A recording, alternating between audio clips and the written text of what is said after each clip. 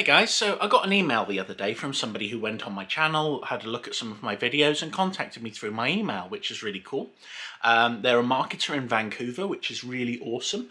And they asked me, how do I have such a high close rate? Because I've made claims in my previous videos that I have a close rate which is over 80%. It usually fluctuates between 84 and 87. I love spreadsheets, sue me. So, okay, this is very simple.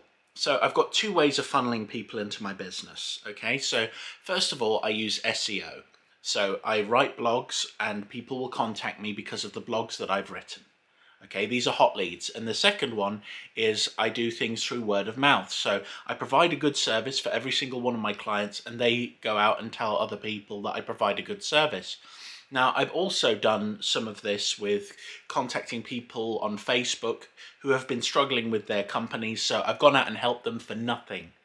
And what will happen is occasionally they tell their friends that I provide a really good service, and when they contact with me, they know that I provide these services as a business, which means that money is going to be involved. So these are hot leads, right? These are people who want and need services, and they know that I provide the services, and this gives me a massive, massive advantage.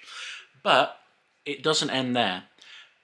Basically, I've studied leadership and business administration. I've gone into a large amount of study over my time.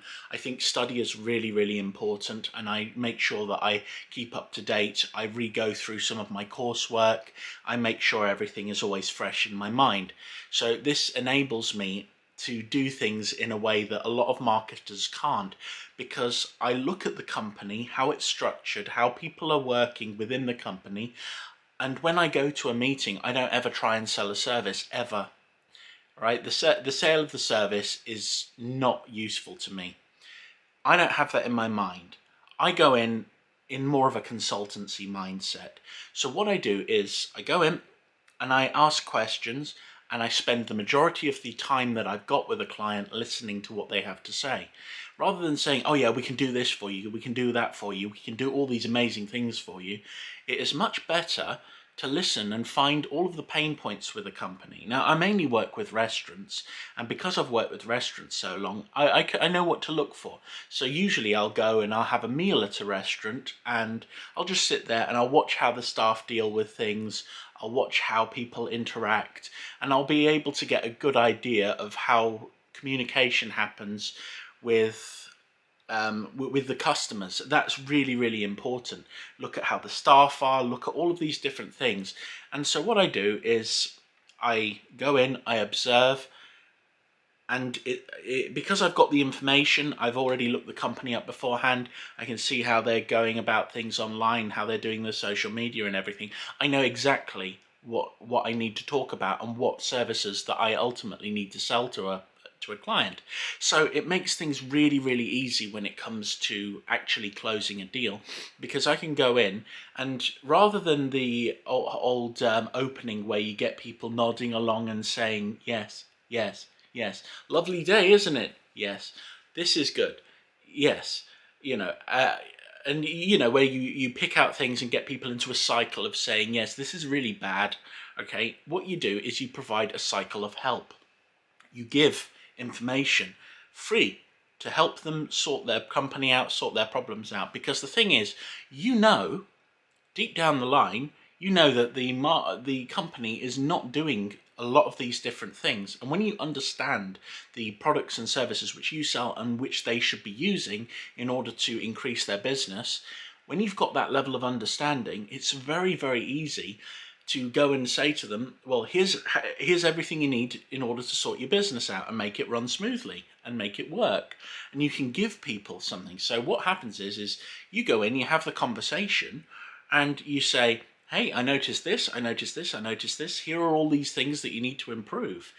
But I only do this in between communication with someone. And the most important thing is I want to know how they are running their business, how they feel about the way that staff interact with customers, things like that.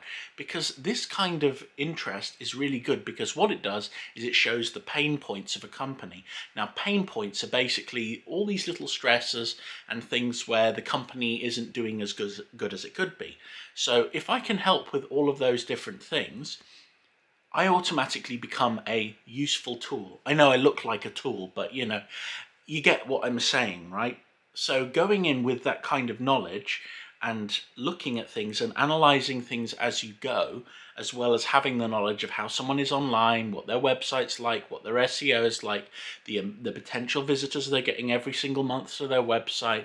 You look at the Google business profile and you see whether or not they're in the 3-pack. You know all of these different things that could potentially help somebody. And you can say to someone, well, here are some of the things that you should be doing in order to do it. And because all of these things take a lot of work and business owners want to put their feet up, they know that you're an expert, you've given them a lot of advice which is helpful, and they can walk away from that and say, oh, okay, this guy really knows what he's talking about, he can get these things sorted. And that is how I've got a high close rate. Because my main aim when I go and see a customer is not to sell them a product, it's just to help them with their business. I don't care whether or not I sell. And as soon as that goes out of my mind, as soon as the desperation and, oh my God, I've got to sell this, I've got to survive, goes out, I'm not making dumb mistakes. So the thing is, when people contact me as an expert, I'm a hot lead. Well, they're a hot lead. I'm not hot in any way, shape or form. But the thing is, they know that I know how to do things, but when I go in and show them the depth of the knowledge that I've got, it's very, very helpful, because then they can go away and I can say, here are some great things you can do to help boost things. And I'm not focusing on selling. I'm not saying, hey, we can do all these amazing things for you. But people still want me to do the service because they don't want to do it themselves, because it's a horrible, horrible nightmare and it takes a long time. And they know that because they've tried it in many cases. If they haven't tried it, they go away and they try a few of these things and think, oh my God, this is taking up a lot of time. But they see how successful it is. So what happens is I've sold the service by making the customer experience the service, and I can say, well, here are all of the things you need to do in order to do this, but then they know that I can do it, and they know that when they do it, it does work, but it's too much hassle. And that's the beautiful thing. Everything that I do in the world of marketing is hassle, it's annoying, and it takes time. And that is the one thing that a business owner wants more than anything else in the world. They want time to go on holiday with the family, they want time to do this, time to do that.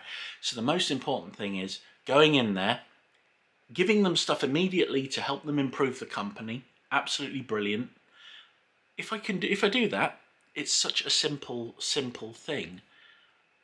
My aim is just never to sell a service to them, because I know that they're going to be contacting me for services. I also know I'm cheap as well. I'm not somebody who's going to take a ridiculous amount of money to provide a service that I can do, and I'm still going to be being paid a reasonable amount of money for it. It's like, I'm happy with like £30 to £60 an hour. That's fine for me. I think that's a great amount of money. Because the thing is, ultimately, I know that I just need enough to survive, and I'm happy to do that. I don't have the stress of trying to sell stuff that's high ticket. You want to know what high ticket sales is like? I'll tell you what it's like. It's horrible. Whenever I've gone and I've done a high ticket sales course, every single person who's tried to sell high ticket sales to me is desperate. They're desperate to make the sale. They know that people have got the money. They know that they're desperate to make an income. And the marketers there, they are very presentable. They're very, very good, but they are desperate. The one thing you do not need as a salesperson is desperation. People can smell it. They can smell a wounded animal, right? And the thing is, because I've got control in my life, I run a job, which I do at the weekends, which gives me everything I need to cover my life, and I can have a decent meal out here, there and everywhere, and I'm perfectly happy with that job, But with the rest of my week, I do it 2 days a week. 2 days, right? And that's care work.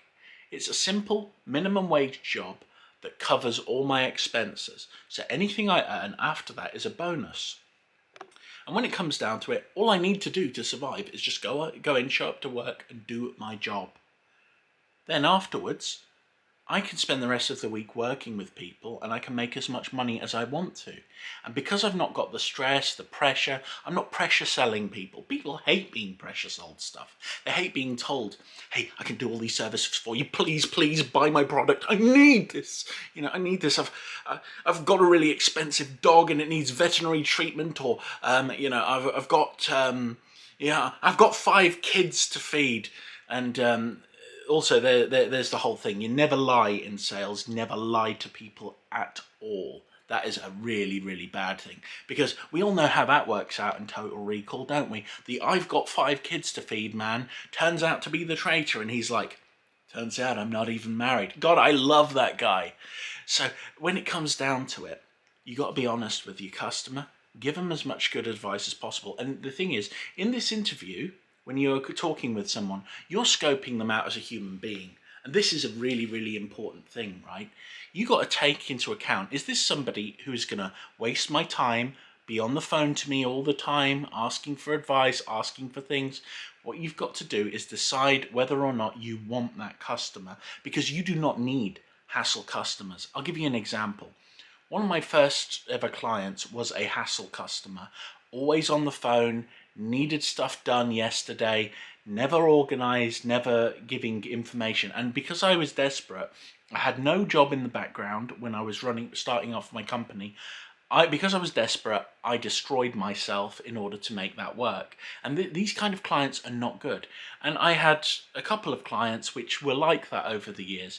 And I've learned over time to try and iron that out and basically say, what you really need is you need someone who's a little bit more local to you, or you need someone who's a little bit like this. So I scope out a marketing company and I give a recommendation. So, because the thing is, for a couple of £100 a month, or for a client that's not paying when they should be paying, and you need to get a client that will pay up front, right? Because the thing is, if you've got a client that will pay later, you never know whether or not they're going to pay later. I've had enough experience with clients that are absolutely nightmares to work with. These people are terrible, terrible people, because you do work for them and they're like, "Oh, we'll pay you next month." You do work again, "We'll pay you next month." You go to them and you say, "Hey, I've done like 3 months work, I've done a lot of work for you, and you've not paid me yet." And then they complain that you just want to charge them 3 months worth of money. They're like, "Oh no, this isn't what we signed up for." It's like, no, you had me going on the proviso that I provide these services. I provided them throughout the whole month. I don't deal with clients like this anymore. The thing is, a client like this is going to destroy your business, because you're going to have to spend time chasing them. If you have to chase your client twice, right? Once, you never know, something bad might have happened. If you've got to you've got to chase your client twice, they're being evasive, hard to deal with, get rid. You don't want that nonsense in your life, especially not if you're a marketer. What you want as a marketer is you want to be able to sit down and play as many retro computer games as you can get your hands on, put your feet up and relax. You want to have good times, because the rest of the time is pretty bad if you work in marketing. You know what the grind is like, it is hell. So when it comes down to it, what you need to do is you need to be very selective and not be desperate. The thing is, when you've got that desperation, people do smell the wounded animal and they do go for you. So what you're going to have a situation where you're not going to sell as many of your products. Just go in with the idea of you're going to help someone, you're going to teach them how to do it, and they can't be bothered to do it because that's the reason they reached out to you in the first place. The thing is, what you needed to do was you needed to go in and show them just how annoying everything is, and then they'll get you to do it because they know you've got a connection and you've helped them, because they'll try it and they'll see that it works. So when it comes down to it, that's why I've got a high close rate. It's because I take the time and I go and I analyze things. I don't like working with people in other countries because I can't physically go to the property. Mind you, I have worked successfully with many people in America, but that's mainly through word of mouth because I've got some good contacts down there. And because I can do things like Zoom calls and everything, I can't really get the same effect when I'm talking to talking to someone and actually they're in the room. But I can still ask them as many questions as possible and find out where their pain points are. I'm not able to work that successfully with people I can't travel to. And I try and avoid working with people who are outside the local area because I much prefer an easy life. But when it comes down to it, the best way to deal with everything is just to solve the problems, give people all of the answers, and then when they decide that they can't be bothered, you're the one that they come to because you're the one that knows your stuff. And that is how I close as many people as I do. I mean, look at the state of me. I'm not Tom Cruise, you know. I don't have the body of a god. I'm just a regular sort of ugly, balding guy. But I'm the ugly, balding guy who knows how to fix the problems and give them the information they require. Anyway, that's how I close things. That's why I'm successful in that aspect of life. And yet, I would probably get more clients if I was advertising. I don't like that because I've got enough. I've got enough to deal with in my wretched life, you know. And that's why you should be putting your time into SEO, put your time into writing blogs.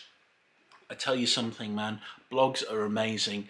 The key is what you want to do is you want to cover a subject around 5 to 10 times on your website, and you want to interlink all those blogs together. That will help you rank for these topics. I haven't even done that on my main website because I'm busy. I'm really busy. I haven't done proper blogs on my main website for several years now. But I'm doing them for other people. I'm getting paid to do that. I'd rather do that because I've got enough people coming in. You know, once you've got enough of that, you don't want to be overloaded, and I don't need that. It's like whenever I get a situation where a client leaves, I don't think, oh my God, a client has left. I think, oh, thank God a client has left. I can put my feet up. I can go to sleep. I can actually, watch some Ren and Stimpy or something. So when it comes down to it, what you've got to really do is you only need the amount of people coming in that you can handle. Otherwise, it's like if I was to hire someone to do it, I don't know if they can do the job as well as me. I don't think anyone is autistic enough to actually sit there and do things to my level of autism, if that makes sense. Because it's like, I've studied so many different aspects of marketing, so many different aspects of leadership, things like that. I have an understanding of what is needed in order to sell a product and to make a business function well. And the best thing is, it's like, if you can give a couple of pointers on how to make someone's flow of business good, it's like, if someone's got really good flow, everything goes from A to B to C to D. You don't want stuff going all over the alphabet in all different areas. That is going to kill a business. You don't want chaos and mayhem. You like our organization. You just get someone's business running better. That's great. Because they're going to be coming to you. Anyway, that's kind of how I close. I know I've rambled. I know I've ranted a little bit, but thank you so much for taking the time to send me an email, and hopefully this will help people. Anyway, you take care, have a lovely day, and thanks for getting in touch. Bye.